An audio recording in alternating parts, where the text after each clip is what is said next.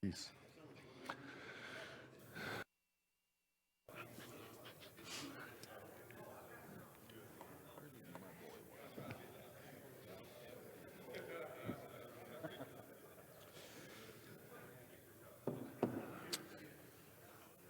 Okay, it's time for us to get started tonight. I'm encouraged by your presence. I was a little worried when we didn't get it announced Wednesday how that would impact the crowd, and it doesn't seem to have done that. So maybe Thursday's starting to become a fixture, even though next week will be our last one. So you can show up on week 5. We just won't be here to do anything. So it's great to see everybody tonight. I'm going to start with a word of prayer. I'm asking Anthony if he would to lead us to get us started. Anthony? Heavenly Father, we bow before you, and we thank you, dear Father, for all that you've done for us. We're ever so grateful for your Son who died on the cross for us, that we have the right to the tree of life. We ask, dear Father, that you would guide us, guide the presenters, the things that are edifying to us, that are closely associated with your word, that it will aid us, that we will be able to add to our lives and be better Christians, dear Father, living according to your will. Guide us, dear Father, strengthen us and keep us. Help our families, help those that are sick among us, those that are weak. Be with us. Guide us, strengthen us, and keep us is our prayer in Jesus' name. Amen. Amen. So amid the chaos of 2020, we did make some additions to our church family. Not long after we moved here, David Pickup moved here.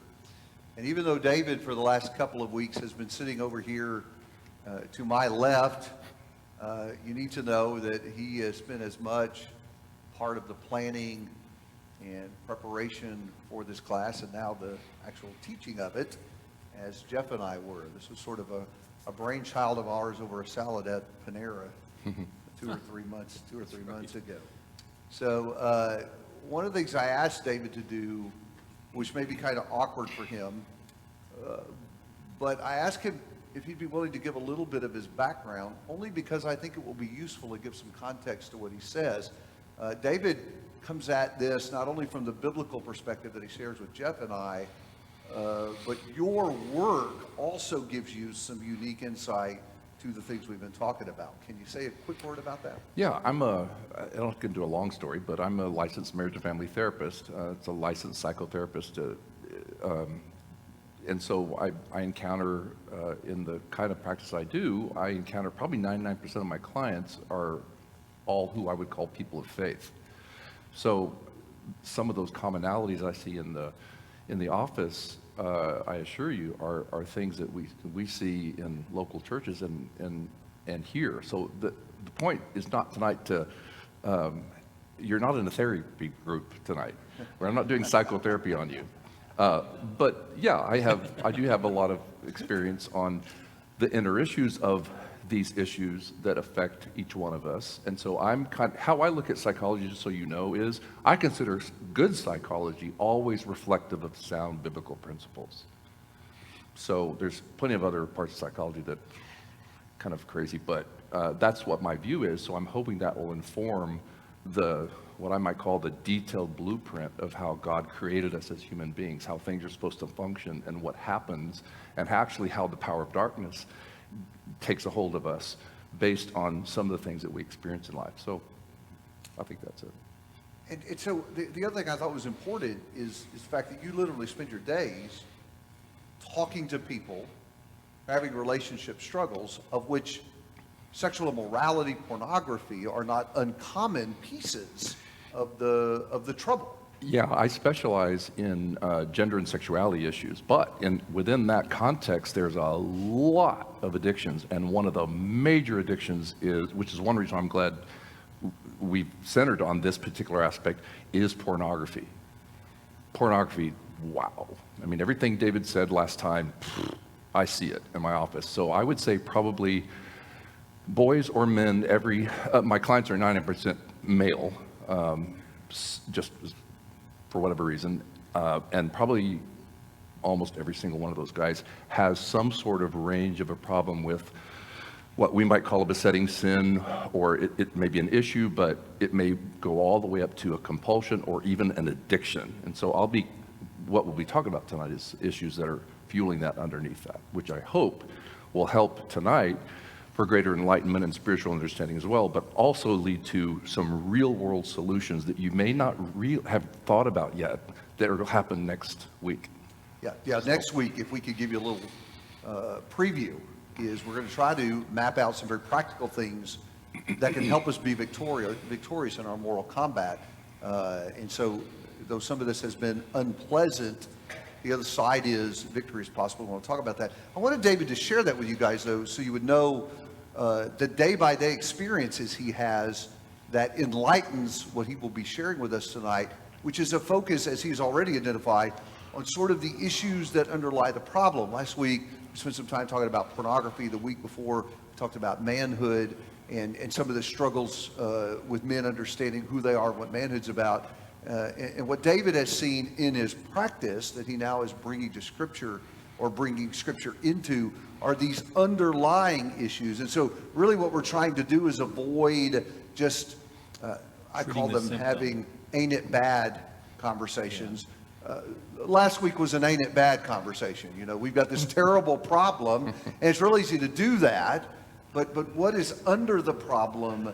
And I guess we need to know that so we can really get to solutions. So Jeff and I's objective tonight is to complement and not get in the way of David. We'll let y'all vote when we get down on whether or not we've been successful at that. But we're going to give you the floor and follow your lead tonight. All right, and just so you guys know, I am just as capable of comedic repartee as they are.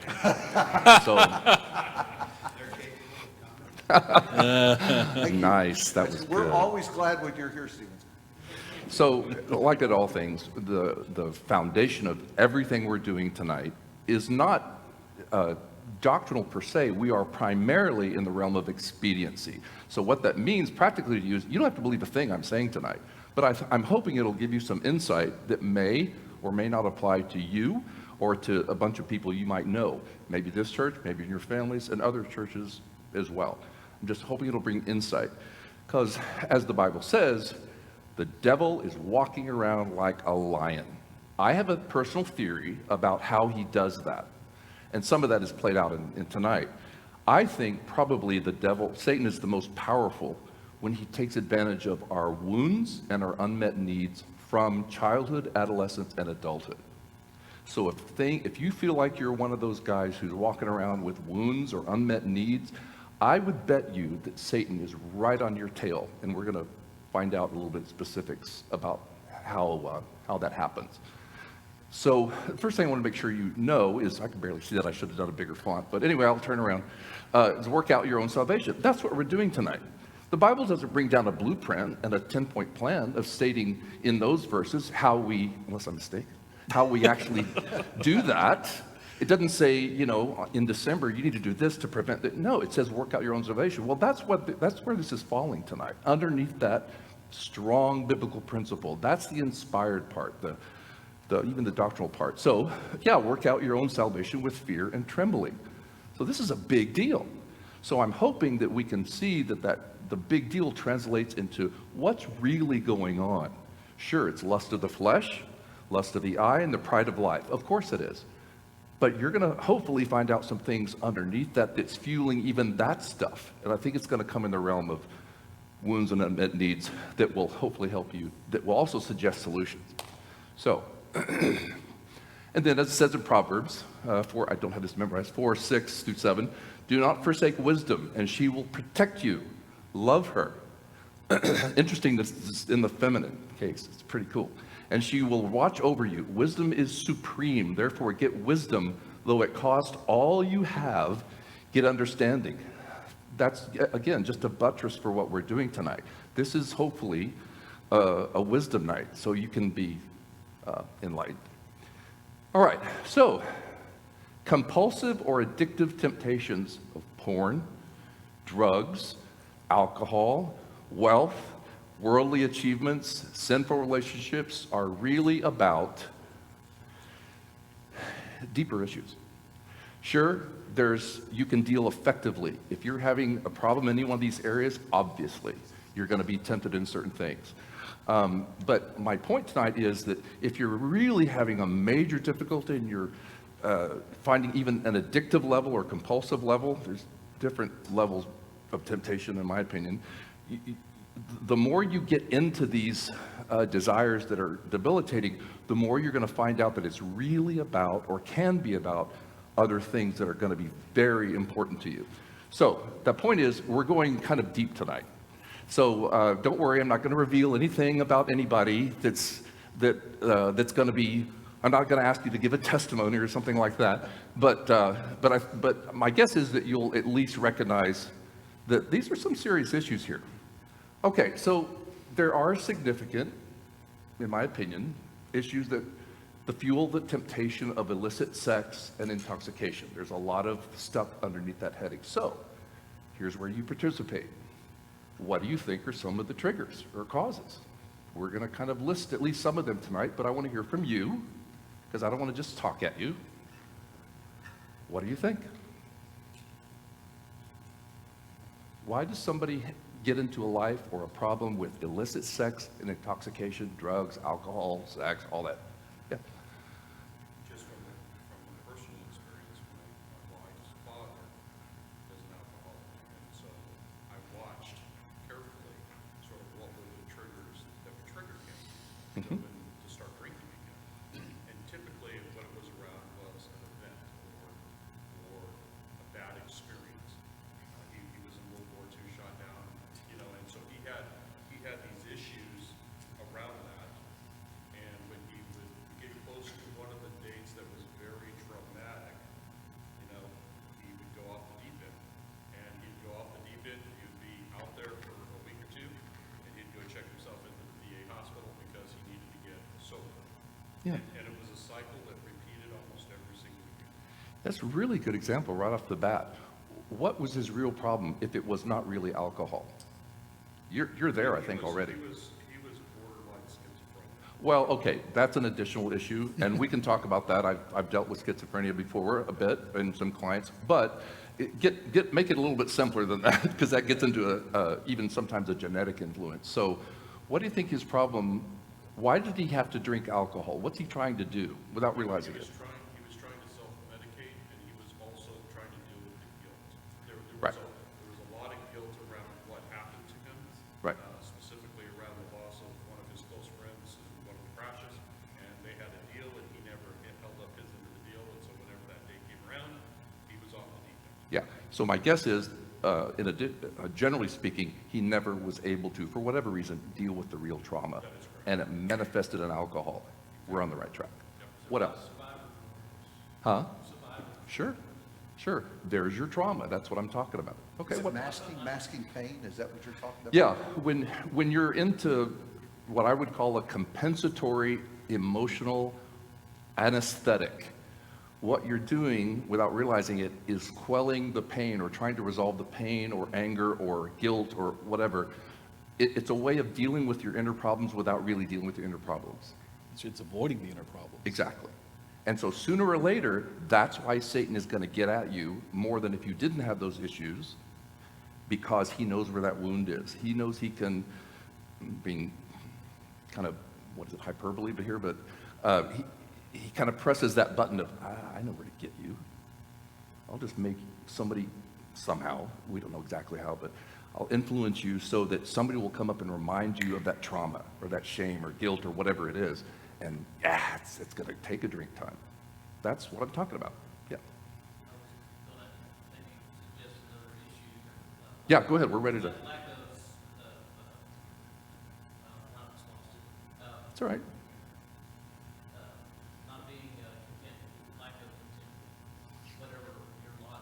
Sure. What would a man, now we're dealing with only men tonight. Isn't this great, by the way? I mean, I know you're going to get the sense in which I'm saying this, but it's great to not have women around sometimes. It really is. Because it's just, we should be more, in my opinion, we should be more free and open with each other. That's how we think of ways to help each other heal and grow and all that stuff. And sometimes, and women need their women time. Men need their men time is my point. So in what area do you think that's specifically going to manifest? A couple I was thinking of is your career. You're not being content where you are. You're striving to do more and more and more and more. Uh-huh. It's not being happy Yeah, where you are. we're going to get in more details with that in just a minute. Did somebody else? Yes, sir. Well, it kind of, with all the things that we're saying about the issues and all, it brings out a biblical principle that we, especially men, fail to do, and that is confess our faults one to another. Being able to talk about what's going on with me. We tend to try to cover up or make people think that we're stronger than we are. Mm-hmm. And we fail to confess our faults. Find someone that you can feel free to talk to. Uh-huh. We don't seek those things out. Yeah, I think you're dead on right, and that's what we're going to talk about specifically. I know I'm going to talk about it, mention it next week in the solution phase, because for tonight, what's the actual roadblock? Why don't we do that? Maybe from an emotional standpoint or a hang-up, let's call it that? Vulnerability. Huh? We refuse to be vulnerable. Why? Pride. Pride? Okay, could be, yeah. It could be simple as pride. Could be other issues too. Fear of rejection. Yeah, risk. Fear of rejection. Fear of not being, a real man? Or If I- others thinking that. There you are. We're going to be talking about that. What else? What do you think? Yes, sir? Yeah. I was going to say abandonment. Give me an example. I can think of a lot of examples at different ages, common with children, all the way to adulthood and marriage, divorce, and fuels lots of that. You're exactly right. You want to be a therapist? I deal with abandonment issues either physically and or emotionally. Most of my clients are dealing with some degree of that, and some of them, at the bottom of all this wild behavior, I assure you, you're exactly right.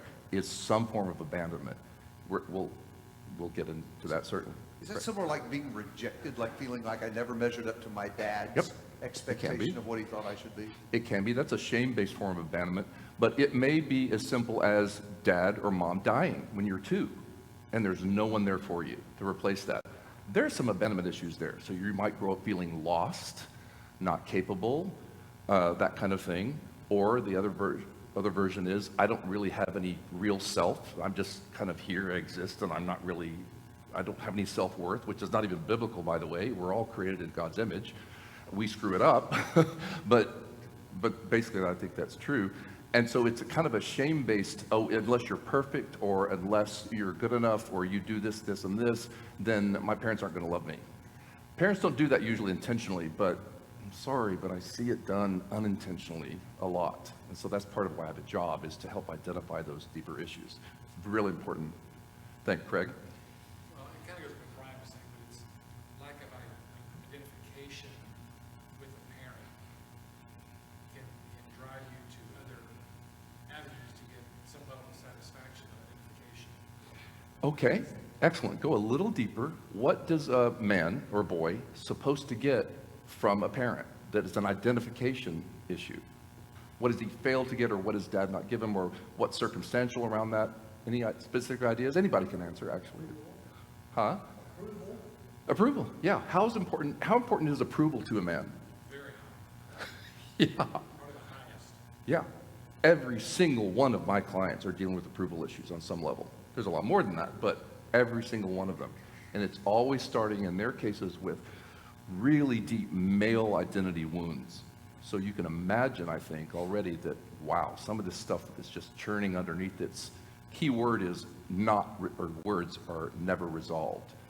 And so there becomes a kind of a panacea or a block on these issues. And if it's not resolved, at least well enough, then it comes out in the form of all this behavior like sex, porn, alcohol, because those things, which we'll talk about in a minute, are actually in the mind get hooked up into need fulfillment that really don't, but they feel that way when you really think about it. David, if I can, it sounds like what you're saying is, I'm listening to kind of you categorize all this, it sounds like most of our issues come from either we're trying to avoid a pain, or we're trying to fill a hole.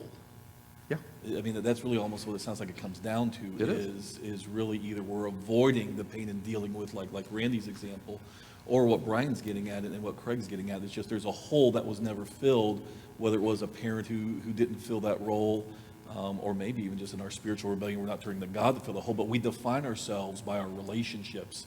In our culture, we're taught to define ourselves by ourselves, and that's just not going to work. Yeah, I believe that. That's accurate. I'm really big on relationships. The work I do can be, in a secular format, can be seen as attachment issues. Well, the theory is that, and to me it's exactly the design of God. He designed us to attach to our parents, our siblings, our society in some form, to some extent. When that doesn't happen, two things happen. Abandonment or inferiority come up, and the abandonment of the self. And if you ever talk to anybody who doesn't really, maybe not, but if you have any doubt, maybe this will help you understand others if you don't have some of these issues yourself, but if you don't have much of a self, which leads to narcissism, I'm not talking about selfishness, I'm talking about real, even diagnosable narcissism, that lack of self will cause a man to grab at anything to fill him up that doesn't really work. Right. And that's where the sex and drugs and all that stuff come in. And it's insatiable. I mean, Right. that's where it becomes utterly self-destructive. Why is it insatiable? Because only God can fill the hole, and only relationships rightly oriented to their roles.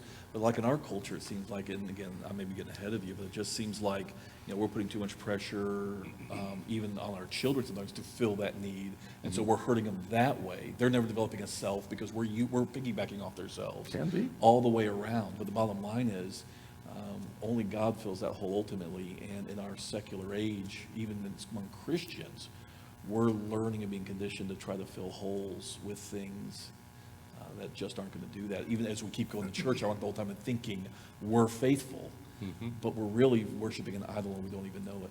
I think you're exactly right. And when those holes aren't filled, it's also can be seen in light of you're trying to fill a need that God created a certain way, and that's why it becomes insatiable. Because the inner you will know on some level, in my opinion, largely unconscious. So you'll keep going after the drug and after the sex, and it feels like great in the moment. But then you've heard stories by now, I'm sure all of you, is that, well, wait a minute, what happened? It didn't fill me up. It's because it's misplaced. It's not hitting the mark. And so it will always have to repeat itself. We'll talk more about that in a minute as well. So I'm curious then, if that's so, I'm wondering about how much spiritual weakness and the lack of a real deep, meaningful relationship with God factors into that, because if you have some other hole that needs to be filled and you're unplugged from God and spirituality, even if you go to church on Sunday but don't really have a relationship with Him, then you're not filling it with what's supposed to be there either. Do you think that creates an even greater drive to look in other places? Absolutely. The Bible indicates, I'm paraphrasing, but the Bible indicates you walk after the Spirit, which indicates a relationship with God, and you're not going to really have much of a problem. Definitely paraphrasing here, but you're going to have a lot less of a problem with temptation. That's what it indicates. And so that's a big piece of that to know. So if you come at it, that's one reason why I'm so glad to be here and hear so much from, in my experience at least, hearing from the pulpit relational issues so often from our preachers. I think it's really good because I think we're getting a sense of being closer to each other and being of real support in real relationships that aren't superficial Sunday morning things only. A funny story on the unintentional, but nonetheless the shallowness of sometimes church relationships. It was in the old Kleinwood building. Some of you remember that, right? Years ago? Well, I was there. And I was really just finding out about some of my issues, and but I was doing pretty well, and I knew how important it was for me to have support from other people, especially men and all that. So I would kind of take these emotional, nobody knew this, but I was taking these emotional healthy risks, and I would say, if someone walks up to me, I am not going to give the Church of Christ answer to how are you doing and say fine. So guy, sure enough, nice guy, walked up and said, hey, how are you doing? And I was genuine, I was serious, and I was kind of soulful, and I said, well, you know what, things just really aren't so good right now. Thanks for asking. What did he say next? Okay, thanks, see you next Sunday. Absolutely. Now, had I been in a worse place, I would have felt knocked over. But You're not that's supposed just, to say that. You're supposed to say, I'm fine. yeah.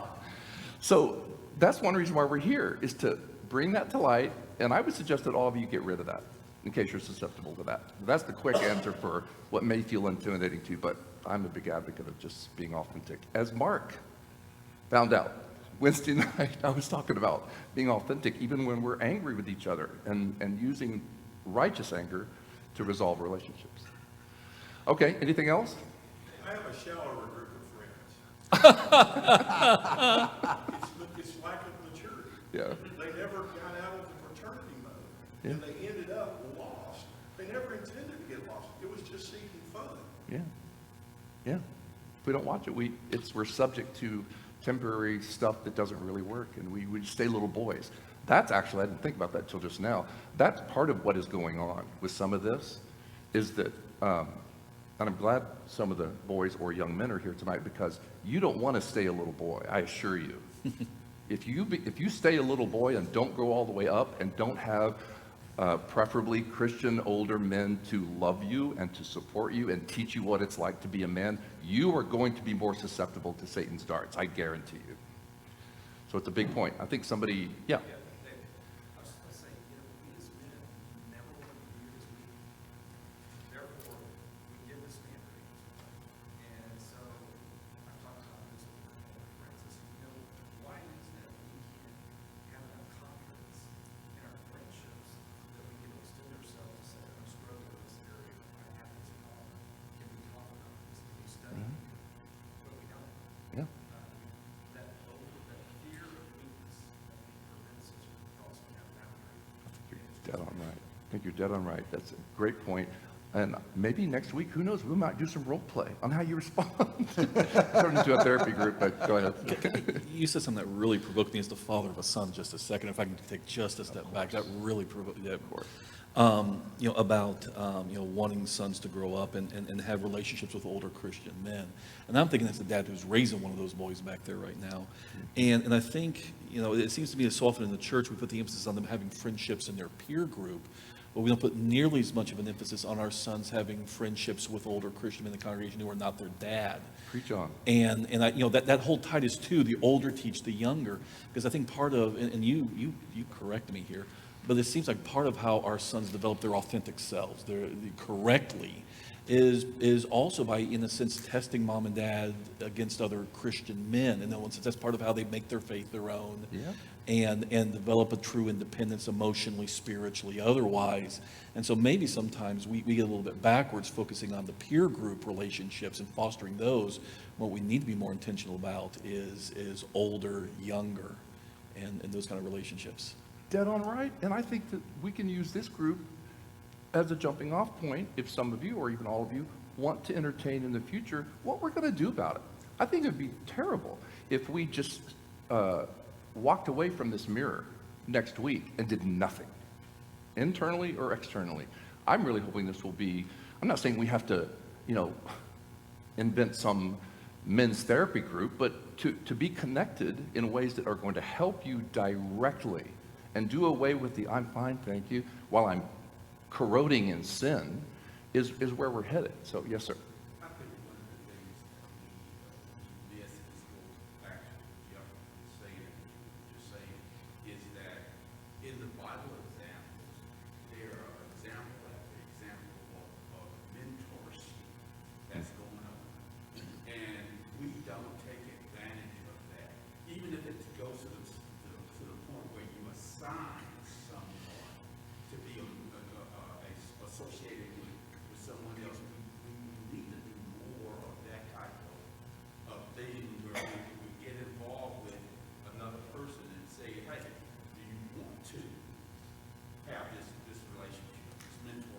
I agree. I agree. And there's nothing stopping us from doing that. It just takes inspiration and a plan, and I think we have the capability to do that. Yes, sir? I've listened to all of this, and I don't disagree. There's an angle to this that I think is, Go ahead. there was a time in my life when I went through some really tough things. It got to the point where I tried talking to men or other people, seeking help, seeking guidance, but because the problems were so complex, there was nothing there. And so what I found was me having a conversation, watching the person's eyes glaze over as they were like going, I don't really want to hear this anymore.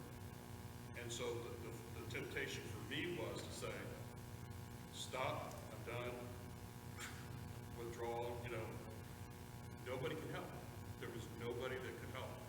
And the frustration and the anger and the unhappiness, the depression, I mean, it was like stacking one brick on top of the next brick, on top of the next brick, on top of the next brick, until you were crushed. And I felt crushed. I believe you. I get it, and I agree with you. That's a big aspect we ought to, and that's why, again, we're having groups like this to help spark out of that in case any of you or we as a group are in that. Yes, sir? Jim? How much it seems to me a big problem is that we don't do a good job of talking to our kids, or when we were kids and being talked to about, everything about sex is bad. And so when that's what you grow up with, it's hard to then all of a sudden, you're in a right relationship, and how do you make sex good? And so if sex is bad and that's what's in your mind, it's easy to just keep, well, it's bad, so I'm going to keep doing the bad things, as opposed to, no, it's wonderful in the right relationship, but we don't talk about that among our family. I personally believe that those conversations should happen not in our schools, but in your homes or in church classes of men who are able to handle that kind of thing. There's no reason why we shouldn't do that. We have scriptural precedent for teaching healthy sexuality, because you're right. It has to be healthy by definition. How do I know that? God created it. Argument over. And so to take advantage of that and lose our inhibitions about something that is supposed to be really natural and in its context just wonderful, there's no reason why we can't do that. So I think, now that'll be more in the solution phase next time as well. I'm sure we'll talk more about that. Yes, sir. Said a lot of things. We've been all over the place, which, by the way, it's how I keep up, so I appreciate it. Sure. One of the things is, a lot of people talk about favorite verses they have in the Bible. I focus on some other ones. I've got unfavorite verses, if there's such a thing. There's verses I don't like in the Bible. Wow, that's a I first. think one of them's in my Congratulations. top 3 Never heard that. here. And it's it might be the toughest verse in the Bible, and that's confess your sins one to another. I don't like that. Like, let's read somewhere else, right? Yeah. But what's interesting is I'm 42. If you told me 10 years ago that I would have established a group text message chain with different people, in fact, the people that are on this, I'm like, I'm not even friends with these people. I can't even have a conversation with that person. And fast forward 10 years, that's kind of become, in ways, now there's jokes and memes and stuff like that, things there should be in group text. There's also that, let's be an adult for a second, and I'm struggling here, need some help there, need a prayer here, that kind of thing. And Anthony's talking about, mentorship. Sometimes it's hard to assign where you can get a genuine relationship, like Randy's talking about, somebody who will listen, or somebody who you can say, hey, I'm having a tough day, or whatever it is. Okay, see you next Sunday. Sometimes when that's prescribed, it doesn't work well, but when it just naturally evolves with people who have good intentions, the results of that can be pretty good. I think that's great. I'm going to embarrass you young guys. Can I do that? Please do. Especially the intern. It may not be embarrassing to you, but I'm going to ask you a sincere, authentic question. Would you like to know all about sex from guys who know all about it from a spiritual standpoint initially? You can shake your heads, you can rate, you can do nothing, whatever. Would you? Be honest. Some of you want to know about it. Well, welcome to manhood. Who doesn't?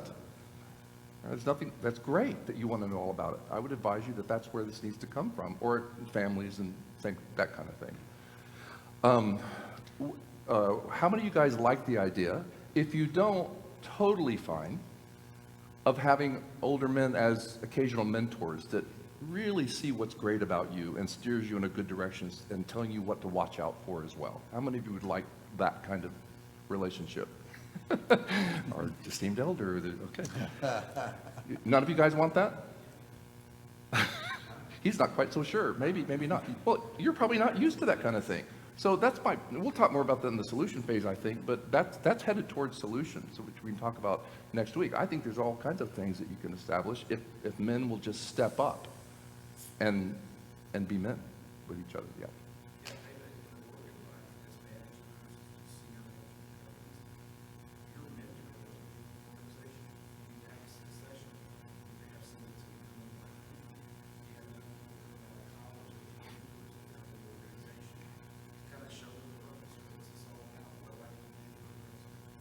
Mm-hmm.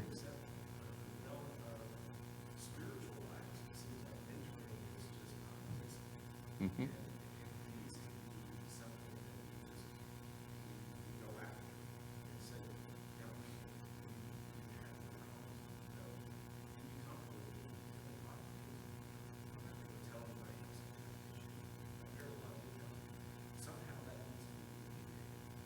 Yeah.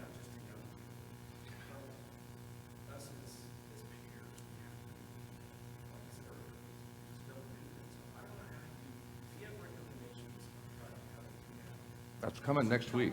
I'm going to be talking about this next week. Mm-hmm. Yeah,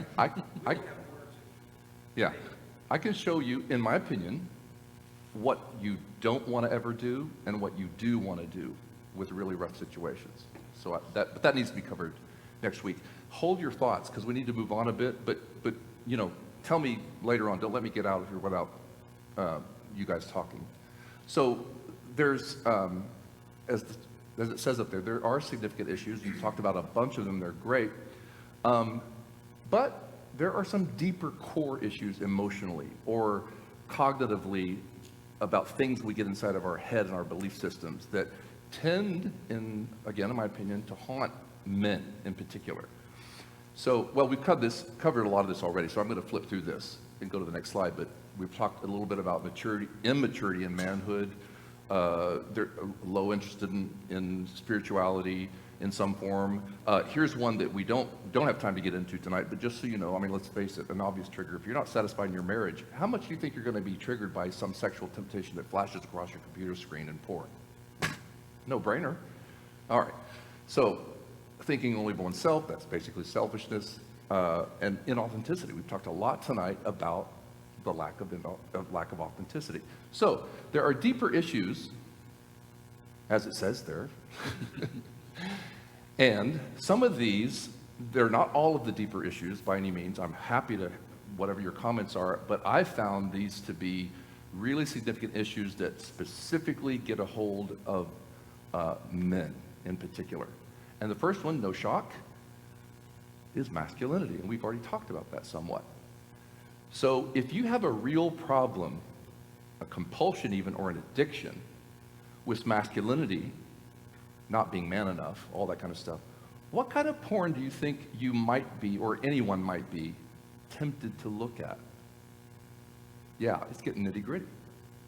I'm not saying, just because you're answering doesn't mean I'm going to think you're dealing with this issue. Just give me your thoughts. If you want to just let go and be a little vulnerable, we're not going to judge you. Some ideas? Zimbardo, in his book, said his wife, I thought that was interesting, evaluated a collection of porn clips and documented the nature of what she was seeing, the vast majority of which it was very aggressive males, even violent and submissive, compliant women. Okay. So why do you think, now we're getting to some deeper issues. If you have a porn addiction or a compulsion or just find it hard to resist, probably, I'm not psychoanalyzing you, but probably, if it's addictive, most definitely, there's some underlying issues about that. So so this man that you just described feels what? Not very masculine, he feels what? Emasculated, feminized. Emasculated. It's a slide of opposites tonight on this one. So he feels inferior, okay? So why is this guy finding, quite unintentionally, I'm sure, the first time he just looks at it, there's just kind of a hookup in the mind. Why is he so susceptible to, or what kind of porn would he be so susceptible to? It'll be, usually, the kind of pornography that makes him feel he's seeing a man, which is a projection of himself, who appears completely masculine, completely confident with women, has no problem with self-esteem, whatever. And so that's why he's drawn to that kind of porn, because it's the opposite of what he believes about himself, because of the wounds that he got in childhood or in adolescence, in that really tough time for a lot of boys, I think even more so now, in which you're told a bunch of lies about what masculinity is, what it isn't. You can even change genders. Masculinity is being called toxic in and of its nature, which I don't believe in and of its nature, in and of itself. You're getting all these negative messages, and so your body and your mind knows how to compensate for need fulfillment or some kind of trauma situation, which feeling you're inferior really is a kind of a trauma. So you can expect to be tempted by that kind of porn or something like that with those kind of issues. Were you going to say something? Well, so basically, it's like filling a hole. I don't have a self. I'm building myself. I'm using porn to provide the imagery that I can build myself out of. Mm-hmm. Is that Exactly what we're it. getting at? That's the theory. And none of this stuff no one walks up to a computer and says, no man walks up and says, I don't feel like a man, really. I'm going to go look at this porn because I want to feel like a man and feel worthy, and I'm tired of feeling inferior. No one does that. It happens like that. And I'll explain the mind hookup in just a minute after this slide. So the next issue I thought I'd bring up is power. What's the opposite of power? Yeah. Well, powerlessness. Many men are walking around looking and being addicted to pornography because underneath all of that stuff, maybe you're dealing with some degree of this as well. Maybe your temptations don't manifest in porn, but it might manifest in something else. Underneath all that, they feel powerless. How do I know that? It always comes up when there's an addiction or a sin involved that's really compulsive. Always, in my experience. Again, it's the same principle. You might be, some guys get into drugs because it's the first time in their lives when they're 16, after an acne-filled childhood where they're thought girls hate them and all this stuff, and they feel worthless or powerless. And they might, through a drug high, all of a sudden feel powerful. Their body gets that rush of drugs, and that's where the mind hooks into it, right there. And so it's a way of being powerful without really, in reality, being powerful. It's actually a manifestation of powerlessness when you use the wrong thing to get the kind of, for want of a better term, normal power level. Okay. Love. There are a lot of guys who are seeking women in online chats and online videos and masturbation episodes and pornography because they don't have a lot of love in their lives. For some of those men, that lack of love, we're talking about heterosexual relationships right now. We can talk about other relationships. I'm happy to do that. If you want to know more about that, I can talk on that level. But we're talking about primarily heterosexuality. And so if it's an addiction, there's a good chance that same guy feels unloved all the way back, for whatever reason, to mom. When it's that kind of, I feel unloved or unlovable, there's often abandonment issues or being rejected for whatever reason. Sometimes it's a highly dysfunctional, chaotic family system that has no real center of love unconditionally, that kind of thing. And if that happens enough, a boy will grow up, in theory, feeling unloved, and then all of a sudden he sees this magnificent, perfect, because everything's perfect in porn. Do you realize that? Everyone's powerful, everyone's sexy, everyone's wonderful, everyone's perfect, everyone has a perfect sex life in pornography. And if you knew really what those lives that those actors were about, you might actually throw up. But so that's what's going on. It's a compensatory mechanism to cover over the deep loneliness and lack of love, in this case about women porn, about feeling unlovable or not enough love from his most important female relationships, usually starting with mom. A lot of times that will happen to adolescents as well. I've got several clients who describe being shamed and because of their own issues by girls who are supposedly these great girls, good looking or whatever, and then they're just putting this guy down because they can. They're immature as well. And so a lot of guys will not tell anybody. They'll harbor that in their heart and they will leave that wound unhealed. And it'll stick there. And so my point is that wound, if it's unhealed, you will become much more susceptible to the dark versions of all these issues with all these sins we've been talking about. Okay. Oops, sorry. Okay, the next one I put down is acceptance. This is a big one. This is a really big, it's like approval. I don't know any man who doesn't deal with like almost a DNA must-have is acceptance. Think about it. Do you know any guy who doesn't really want to be accepted as a man?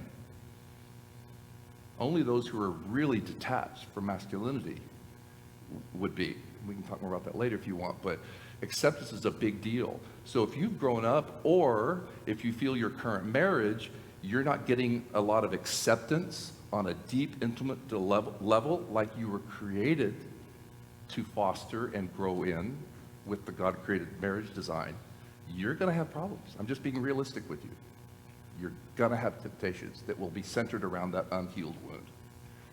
Okay, and the last one I put up, even though there are more, is something I didn't think of before, but through my training I learned about, and that's winning. When you think about it. Now, I'm not talking about there's a card game which I win, but there's an element of winning, because manhood, to a large extent, is an achievement. It starts in the Oedipal phase in childhood. Boys have to leave their mothers and go into Boyville as directed by dad.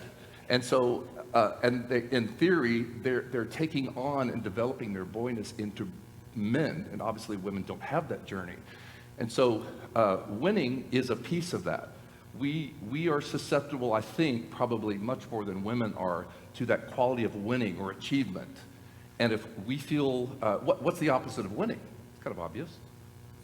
A loser. Yeah, I'm a loser. That's why that's up there.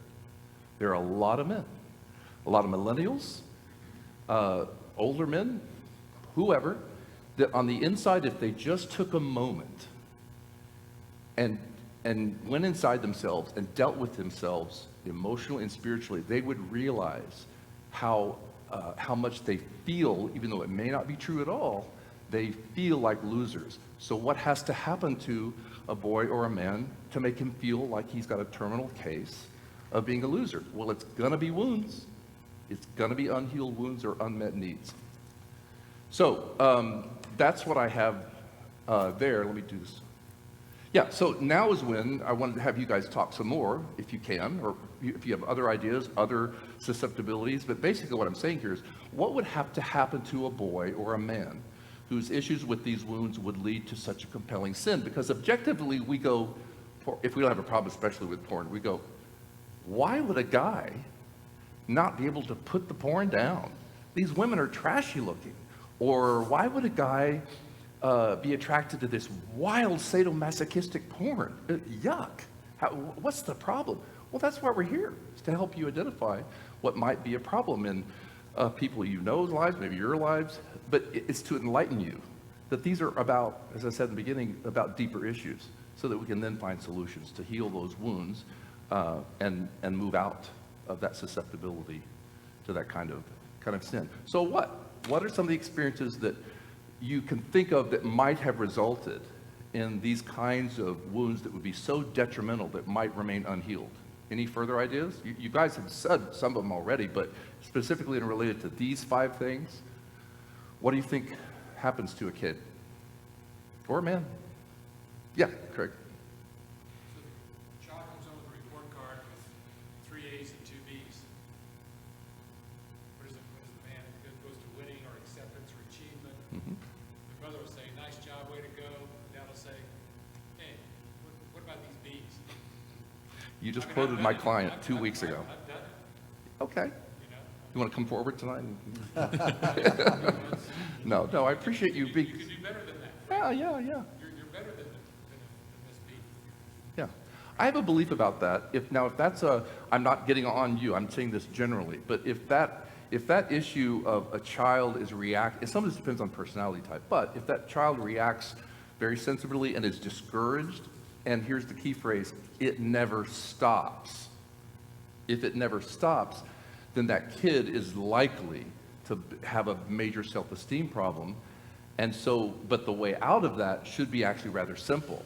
In my opinion, in theory, a dad can do something like that, but only if there's a bonded emotional relationship that's bonded enough.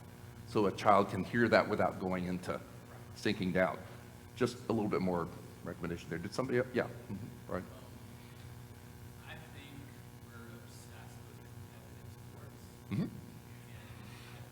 I think from a young age, I was involved in all kinds of competitive sports from a young age. And very quickly, there's a hierarchy in competitive sports. And there are some kids that are never going to reach the top. They're always going to appear inferior and powerless and unaccepted and like a loser. And it continues to perpetuate that cycle, and they get into the teen years, and there's no sports for them anymore, and it's Great point. I'm going to edify, hopefully, those of you who are fathers and tell you, first of all, because you're grown men and you can hear this, you're responsible for your son's upbringing. Bottom line. Done. That's it. If you're not paying attention to your son's needs, another man will. That's just the way it is. Or he's going to have some major problems if that relationship isn't intact. And that relationship connection, it gets connected on another level right here. We're doing this right now, but also is within the whole church relationship issue. This is the kind of experiences that I think are manifested straight out of biblical principles. So I'm really glad, it's just great that you brought that up. It's really helpful to notice that. And then your primary concern, I assume, is your boys. You protect your boys. I know there's some things a parent can't do, and sometimes tough things happen to children. But basically, your attitude is, this is my son in whom I am well pleased. That's approval, in part. So your boy should be this golden arrow, in spite of how they act sometimes, that you need to think about your son as, and you're responsible to direct that arrow. You just are. Easy for me to say, I know, but you just are. And so that makes the relationship concept here tonight so absolutely essential. So you can carry this forward, and maybe there's something you need to do differently about your relationships after tonight. You'll find more about this next week when we go to solution phase 2. Do you want to say something? Yeah, again, something Brian says, and just, for me, parenthood is very big because I'm very much in that pool right now. And improve this or fix this, if you would.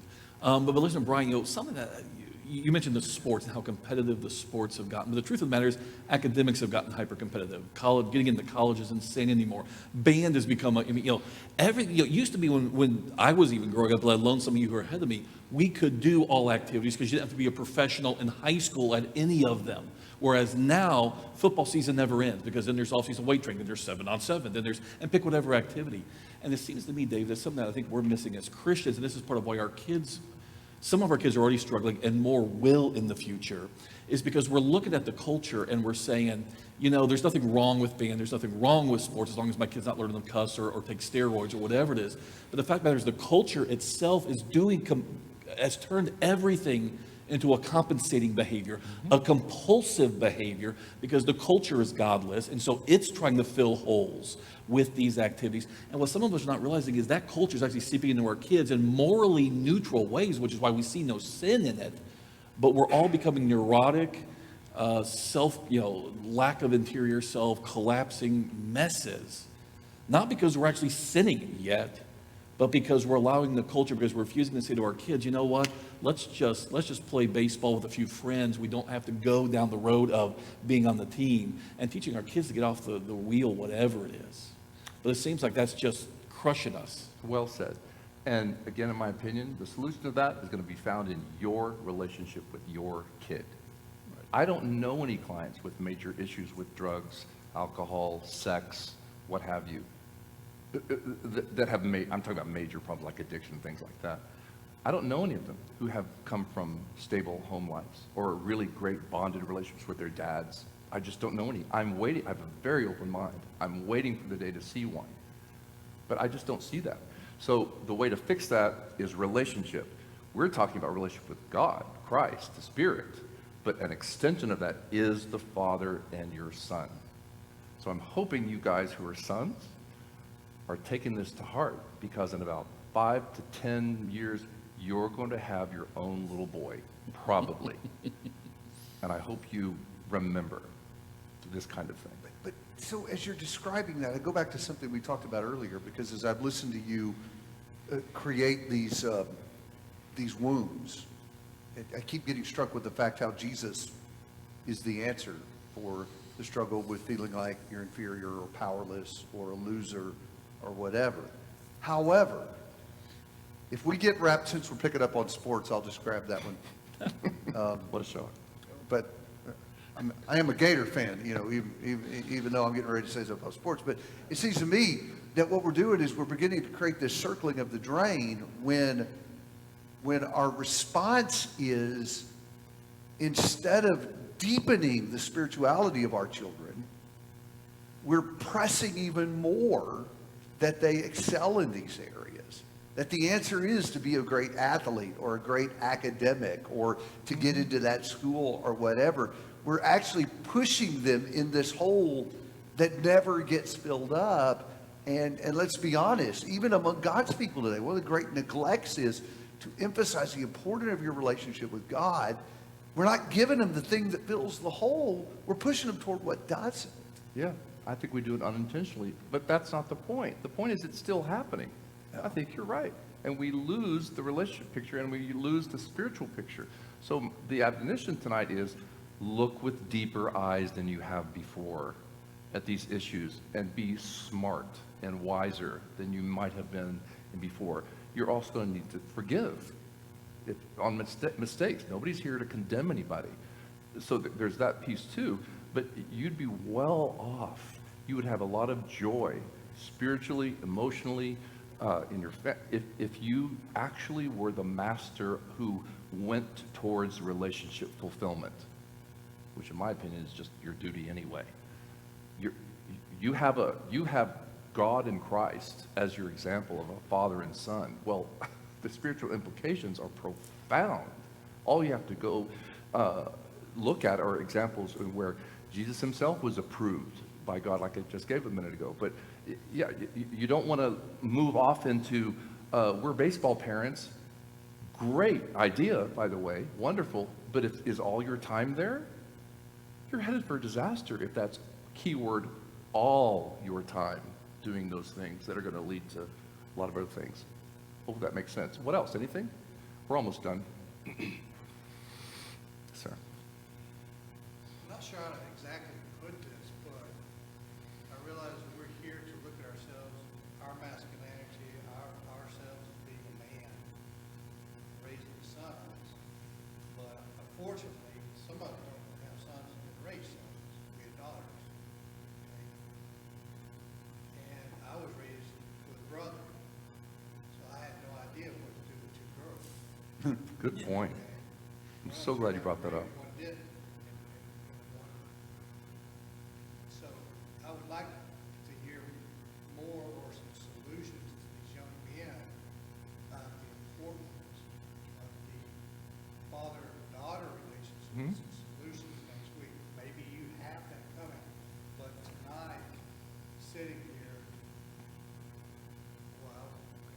No, great, thanks. See, this is how we add, I didn't even think of that. Because my life is mainly about, males and so this is great. So I would suggest that we keep that in mind for next week and talk a little bit about that. Thank you for the suggestion. Let me just, before we stop, I wanted to show you more in a kind of a physicalized way what happens in the mind when there's an addiction, or let's say pretty much a compulsion, a besetting sin. There's a trap, not just spiritually, but it has its correspondent physical manifestations in the mind, in the brain, if you will. That's the picture. So let's say you've got a guy whose major problem, actually, underneath all the porn, is acceptance. He's never felt accepted his whole life. So he's major susceptible to that porn hit in which everybody's acceptable, okay? What happens is when the guy sees that porn hit, initially, but sometimes in a repetitive way, try to illustrate it here if you just look at the screen, it turns into a trap within the mind, all right? So the porn here, and the unfulfilled need or the wound, and then the mind when there's this cathartic release, endorphins, I guess, or sexual hormones as well, it hooks in the mind. Now, for some individuals, we can let that go easily, but for some individuals, it will lead to actually an addiction or a compulsion. And so, at this point, I'm just going to have to read it because I didn't memorize it. This is really important because this will help you, I think, really not just give pat answers, but if you know this, I think it might enlighten you. At this point, when that trap occurs in the mind, asking yourself to not act out with porn is just like telling your brain you can't be acceptable, and that's the real root of the problem. That's actually what the addiction is. But you can substitute whatever the problem is, powerless, unloved, unlovable, not desirable, for all these wounds that you might have experienced that keeps you hooked into that porn. So asking, just from a mind standpoint, this is why people are actually so addicted, because even though they're not thinking this consciously, asking them to not act out on porn or sex or drug, whatever it is just like telling their mind they can't get those things. That's where the addiction is. Now, just so you know, this is not a plug, but I do the kind of new therapy that releases that addictive hookup really quickly. It's stunning.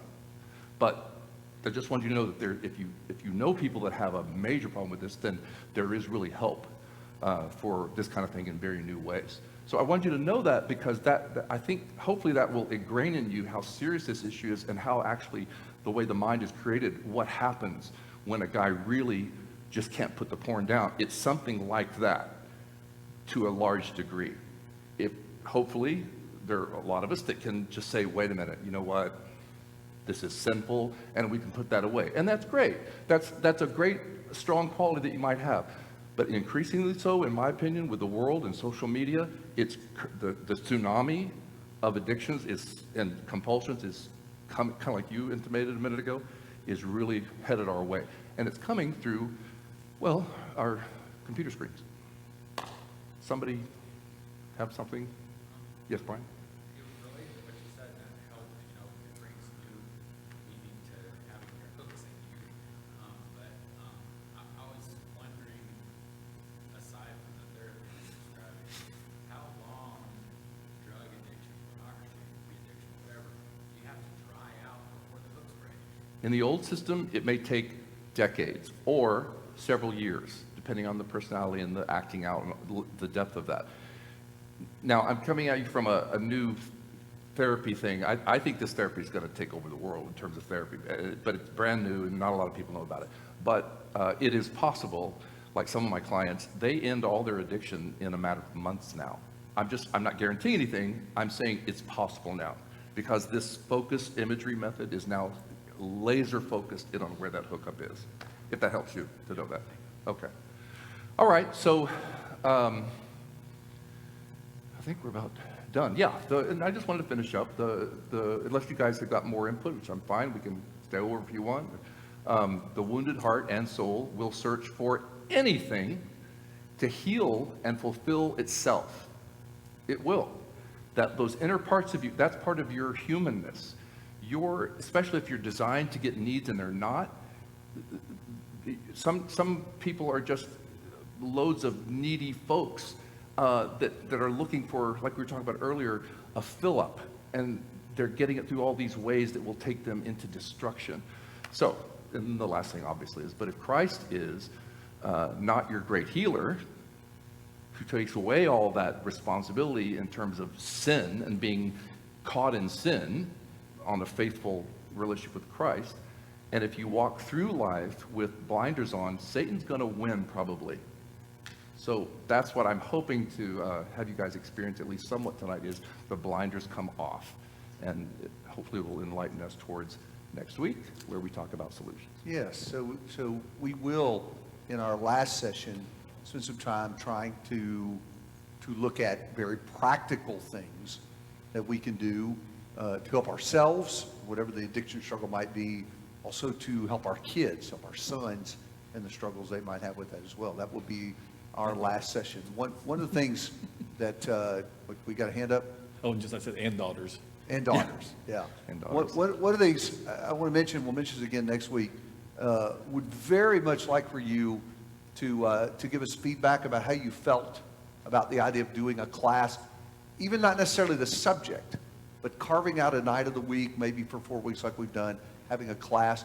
You talk to Jeff or I, or if you would pass that to one of the elders, very much like to gauge how y'all feel about maybe doing this again sometime in the future as well. Just a heads up, I have found great success when it's not an ongoing, well, got another men's class, we'll just quote scripture. And no, in my opinion, it needs to be 8 weeks long, ends.